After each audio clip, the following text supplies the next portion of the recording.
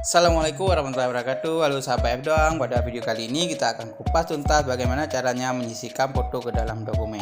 Di sini kita akan belajar mengatur posisi foto berada di tengah artikel, mengatur posisi di belakang artikel sebagai background atau watermark.